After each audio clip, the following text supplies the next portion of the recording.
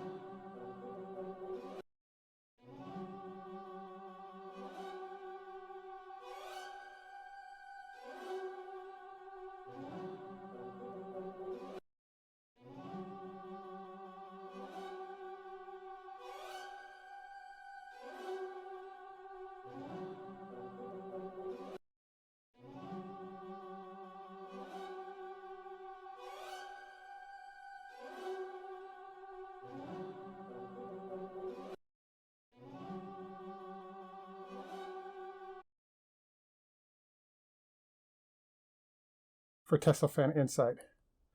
Thanks for taking time out once again. If this is your first time on our channel, please take time to like and subscribe. If you're a repeat visitor, welcome back. Today's talk is a little bit unusual based on the fact that it still involves Tesla, but it's a backwards introduction via GM and Daimler-Benz.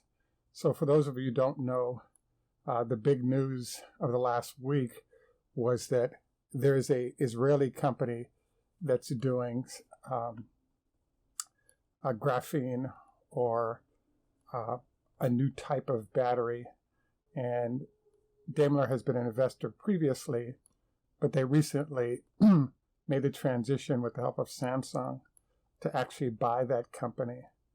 And when you layer that on top of the fact that in September, Daimler announced that they were going to be putting $10 billion into building a new battery plant along with SUVs in Alabama that are electric.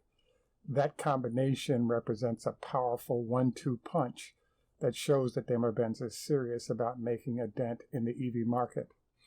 So basically, I was fascinated by Daimler because they're in a pickle, because on one hand, when you look at their investment, I think it's great. The challenge they have is that they weren't allowed to make that investment in Germany because the unions that are a key part of running the country don't like electric based on its potential impact on jobs in every way. So hence Daimler had to build in America, and they're spending more on their EV development in the US than they are in Germany. When I did the thumbnail, the biggest driver I thought was fascinating was that Tesla over the next 5 years will spend about $30 billion to build out their EV efforts. Daimler has announced they're going to spend about $10 billion, and General Motors has announced that they're spending a negative $2 billion. And so I thought this was amazing, fascinating, and I was really confused. I was trying to figure out, okay, is there a miracle that's going to allow all the auto companies to jump back in and successfully do this? You know, kind of what's going on. So I actually asked one of my advisors, James, about what he thought was going on. And I'll have to bring his surrogate so I can maintain his anonymity, and we'll make this James. And I said to James, why is it that GM is doing nothing in electric pretty much, but they claim that they're doing a lot? And he said, oh, that's really simple. They're in bed with the oil companies, so they have no incentive to do anything serious. So I said to James, you got to be kidding me. How can a company that big that sees what's happening with Tesla not be serious? And he said, hey, you know. So after his comment, I went and did some research, and true to form, I found out this is true. If you look at the data between 1899 and when the EV1 was introduced, there were no electric cars introduced in the United States over a 100-year period. So the oil companies, GM and others, got together and made sure that they destroyed any efforts to go electric, and not only destroy those efforts, but also tried to take or move electric backwards as much as possible. So I'm including now, and you'll see images of first the baker. I have that out there. The second image I wanted to introduce to you was that of the trolley car, Pacific Electric is what it was called, which is one of, I believe, 20 trolley car companies starting in 1920 that General Motors, along with Standard Oil and Firestone, bought up. And they systematically ripped up the tracks and trashed the vehicles in the process of replacing those with diesel buses with Firestone tires on them in most, if not all, those cities. In the case of Los Angeles, they actually had 1,000 of these train cars that were moving around the city efficiently, but their existence was harmful to General Motors' profits, hence the destruction of them. Now let's fast forward to what happened with the EV1. And as you all may know, based on our discussion, the EV1 was actually a pretty successful vehicle. Most of the owners that owned them were angry and sued to try to keep them, but General Motors took them all back in and crushed them. So this was a further sort of confirmation of GM's process towards electric while they're being backed up by the big oil companies who keep a careful eye on what's going on with potential consumption. So what I thought was amazing was that as I looked at GM, I kept wondering why GM and none of the major manufacturers in the U.S. that are on the diesel side or gas side of the house weren't putting up any battery factories. And so the only logical answer we can come to on this is that they could afford doing so because nobody except for Tesla was investing heavily, number one. And then number two, they actually have a number of powerful forces that are trying to protect demand for oil, which electricity kind of screws up. So what I think is amazing is with the Daimler change and what's going on in Alabama, this screws up that whole process because GM can no longer claim that, Tesla is nuts and they're about to go out of business, hence we don't follow them. Now that Daimler is going both feet in, I think this totally changes the discussion and forces them to respond or die or go out of business. It kind of feels like they're going to go out of business is kind of what I'm expecting. But I have to say I'm a little surprised because they just went through one round of bankruptcy. When we look at Ford in this discussion, I also did include on the thumbnail that Ford has gone for a $4.5 billion investment in this arena. And I think that that's great that they've done so, and it shows some kind of commitment. I'm also impressed by Ford because one of the things we covered when we did the street scooter was that Ford is actually selected by Deutsche Post to introduce something called this street scooter LX, I believe, which is a 200-mile max van that allows you to, have EV, but in those tight inner city locations in Europe.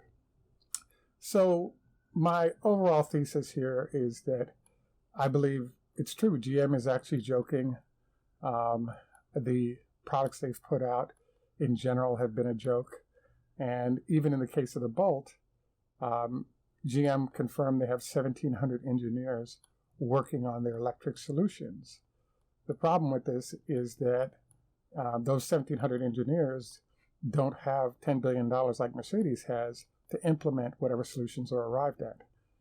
In a Reuters piece this morning, they also confirmed that GM has been working with their battery supplier LG to both design and present batteries, and one of their goals is to remove the amount of cobalt. That way they can at least get to break even on the Bolt vehicle with the price point of $35,000 and perhaps having 300 miles of range.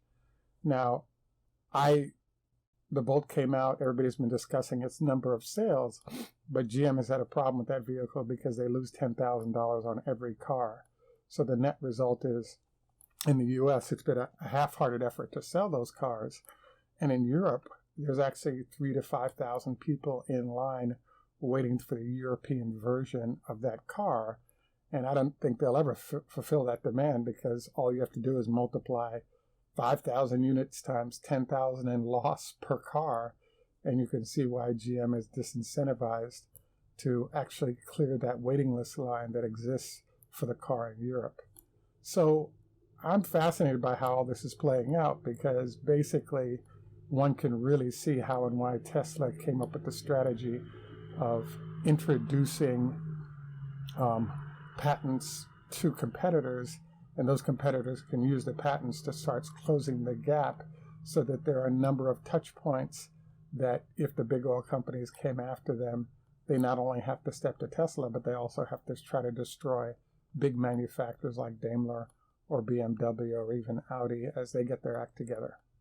So, and then the other thing I'm intrigued by is that, yes, Daimler is making an effort, and we're seeing it via their activities in the U.S., but frankly, there are big oil companies everywhere, and I wouldn't be surprised if there's, along with the unions, there's some pressure from the oil companies on the European side to maintain, their customer base by avoiding the shift to renewables and electric as well.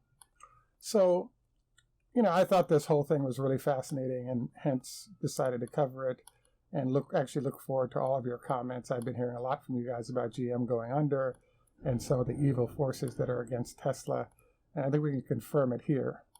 The one other thing I wanted to cover today is the whole idea of the stock price of Tesla jumped $20 yesterday. What this really shows is that Tesla is in an explosive zone. So everyone was talking about them missing their delivery numbers on the Model 3s, and then they're moving to about 1,000 a week production.